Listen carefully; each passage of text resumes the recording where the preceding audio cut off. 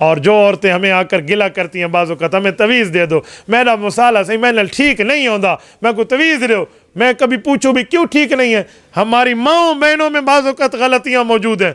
वो क्या है, खामन थका हारा घर में आया, आते ही कहा बल्ब ख़राब थी गई है, ट्यूबलाइट सड़ गई है, पक्का सड़ गया है, पुत्र बीमारी भी, मैं को बुखार है, सिर बद के बैठियाँ दवाई गिन, आती ही चढ़ाई कर दी, ये ख़राब हो गया घर में, ये यूँ न करें।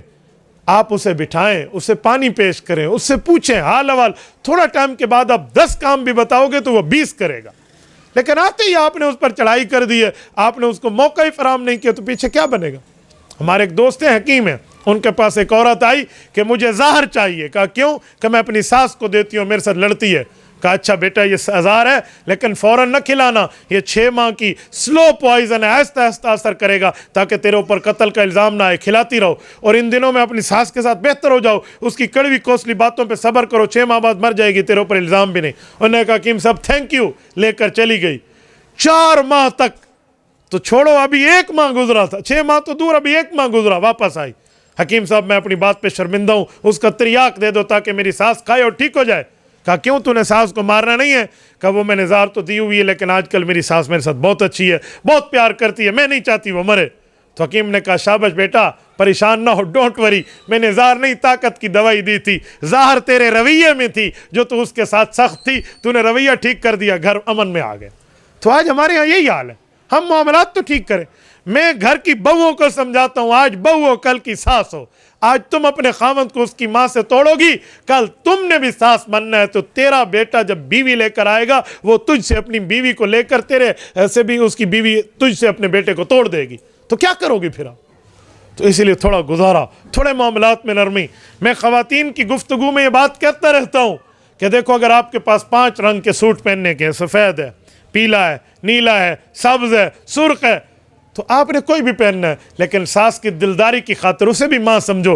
अम्मा आज कौन सा सूट पहनूं, जो माँ कहे वो पहन लो। क्या होता है, आप बाहर अगर शॉपिंग पे गई हैं अपने खामद के साथ, तो 2 मूंगफली के 4 दाने भी तो अपनी सास के लिए लेती आए, 2 बिस्किट भी तो लेती आए, 3 टाफ़ी लेती आए, बच्चों के लाते हो, इसकी दिलदारी के लिए भी कुछ ले लो ना। और अगर आपका खामद अच्छा है तो उसकी तारीफ कमरे में नहीं करो, उसकी माँ के सामने करो कि देखो अम्मी आपने इतनी अच्छी तरबियत की है, मेरा सरताज मेरे साथ बेहतर है। घर के माहौल कैसे ठीक नहीं होते। आज बहू घर में आके कहती है माई घर दे बुहारियाँ मारा मैं नौकरानियाँ, ये तो तू अपने घर दूसरियाँ मरेंदियाँ में उत्थे नौकरानी होंदियाँ में। अपने घर में जो आप सफाइयाँ करती थी वहाँ आप नौकरानी थी कि आपको मियाँ के घर में आते हुए काम करने में हर्ज महसूस होता है। तो हमें छोटी सी चीज़ें समझनी चाहिए। मेरी माओ बहनों, हमारे मामलात ठीक होने चाहिए। फिर देखें, एक घर में ऐसा हुआ कि मियाँ की तवज्जो बीवी से कम हो गई। जब मैं राजीनामे में पहुंचा और बात एंड तक गई, पता चला बीवी ने खामन से डिमांड की कि टीवी लाओ, केबल लाओ, फिल्में दिखाओ। वो दिखाना शुरू कर दिया, मियाँ भी देखता, बीवी भी देखती, बच्चे भी देखते। तो मियाँ और बच्चों का दिमाग किसी और औरत पे चला गया, तो खामन उसको देख देख के उसका दिमाग किसी और खातून पे, अपनी बीवी से इसकी तवज्जो हट गई। असल तो मुसीबत यही थी जो आपने कराया। बेहतर ये था कि आप दीन की तरफ तवज्जो देती, आग लगाती इस गलत काम को जो मुआशरे को तबाह करता है। ऐसा कोई मसला भी नहीं है। मैं आपके सामने मिसाल बैठा हूँ, मेरी 7 बहनें हैं, 7 बहनों की कुल औलाद कोई 65 के लगभग मेरी भांजियाँ और भांजे बनते हैं। हमारे घर में आज तक ये टीवी की मुसीबत नहीं आई। हमारे घर में तो सब हंसी खुशी रहते हैं, किसी किस्म की कोई लड़ाई फसाद का मामला नहीं है। तो भाई आपने अगर अपने बच्चों को समझाना है तो टीवी के किस्से न सुनाएं, पोगो न खिलाएं उन्हें आप समझाइए फिरौन काफिर था, मूसा अलैहिस्सलाम की अल्लाह ने उसके खिलाफ कैसी मदद की। बताइए शैतान लानती था, हज़रत आदम को रब ने कैसे सुरखरू किया।